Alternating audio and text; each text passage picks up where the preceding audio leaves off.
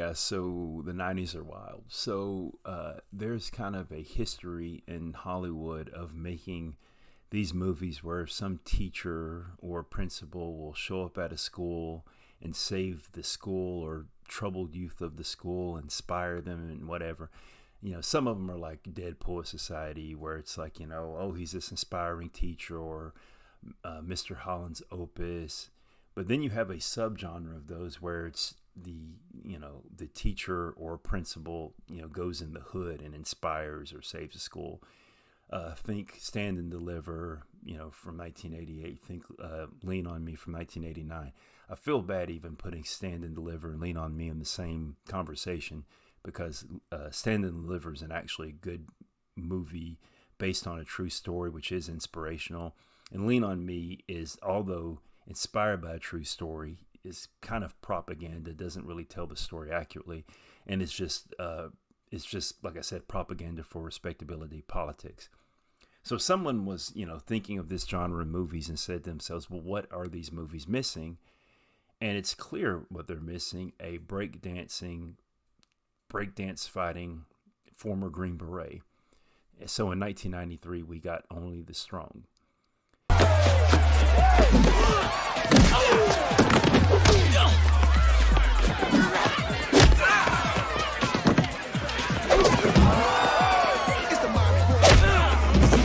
So the plot of this movie is a former student of the school shows up after doing a stint in South America as a Green Beret, and he decides to get troubled youth of the school and the worst students of the school, and I guess lead them down the right path, teaching them capoeira, which is this martial art which comes from Brazil.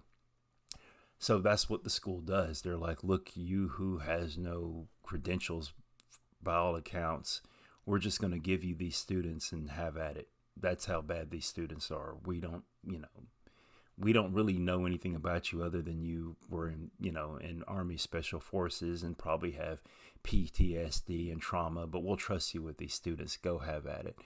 So he corrects the behavior or whatever of these students through martial arts, and it's inspirational and whatever. But what also happens is one of the students is the cousin of a drug lord who also happens to be from Brazil, who also happened to learn capoeira on the mean streets of Rio de Janeiro. So of course, the teacher has to have a big showdown at the end with the drug lord, with capoeira. Not a gun, not a weapon, through capoeira. He doesn't get a gun. He was in Army Special Forces, but he uses his feet because, whatever. This is a good, bad movie. This is not a good movie. This is a good, bad movie. Watch it. There's a song that they'll keep playing over and over again.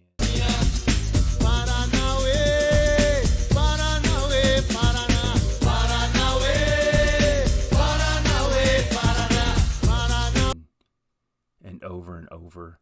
And they also play that song from the Mazda commercials from a few years back, Zoom Zoom. But zoom, zoom, zoom. Ha. Zoom, zoom, zoom. Yeah, zoom, zoom, zoom, zoom. Zoom, zoom.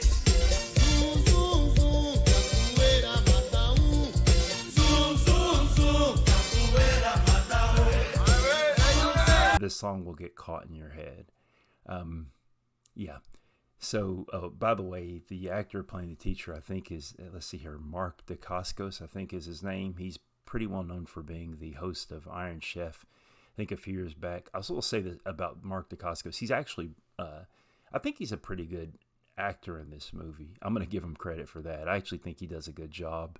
And he comes from a martial arts background. His father was actually devised his own form of Chinese martial arts, a form of Kung Fu. And I don't think Mark Dacascos actually has experience with capoeira before this movie, but he's a natural athlete. He's in that category of people. He's like, I think of like Jackie Chan and Patrick Swayze, where they he was actually a martial artist. I think Jackie Chan's background was in in Chinese opera and dancing, and Patrick Swayze's background is dancing.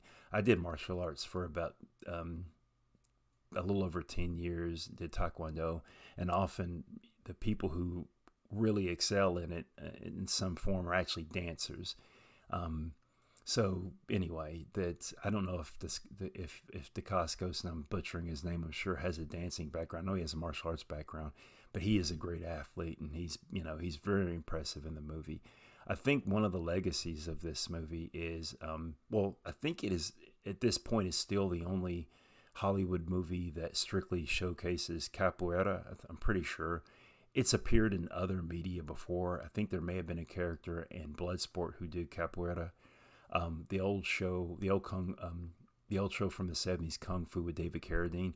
There's a character who is a black former enslaved person from Brazil who Kwai Chang King, David Carradine's character, comes across, who he does capoeira, but they never explicitly call it that. Hey guys, so I went back and looked at that clip from Kung Fu, and it turns out that he actually does call capoeira by its name, and even kind of explains in a little more detail than me where it comes from. So I'm going to include that clip at the end of my video, because I wish I had given just a little bit more detail of the history of capoeira. So The Quest, the movie, the other Jean-Claude Van Damme movie that involves a tournament, there's a character who they explicitly, I'm pretty sure, say he does capoeira, and he's from Brazil. And maybe one of the most famous depictions of capoeira in media is, of course, Eddie Gordo and Tekken, who does capoeira, who is one of the what I call a button mash character. It's one of those characters that you can play and look good while you play them just by pushing buttons. You don't know how to actually use them. So I do think that The Quest and the character Eddie Gordo in Tekken are legacies of this movie, because even though the movie didn't do particularly well financially, it was made on a $6 million budget, and I think it only made $3.5 million of it back. But I do think the movie it's much more influential than what it's. Let me put it this way: its influence is not reflected by its lack of success or success in the box office. I probably still said that kind of weird, but I think the point was expressed. So if you've never seen this movie, check it out. It's not even though there is fighting in the movie, and even though there is a tragic thing that happens, it's not an especially gory, violent movie. So if you're watching it with a younger sibling, a younger person, or an older person that, you're sitting there watching something with your parents, and then something uncomfortable happens, it won't happen in this movie. It's, I should know this. I think the movie is PG-13. I'll put the rating there. But even if it's rated R, it's not an explicit movie. It's not an extremely violent movie. It's not a good movie, but it is a good bad movie. Yeah, check it out. You are a very skillful fighter, in a style I have never seen before. The style is called capoeira. It evolved from the ceremonial dance of African slaves, sent to work on the plantations in Brazil. Is that your country? The country in which I was born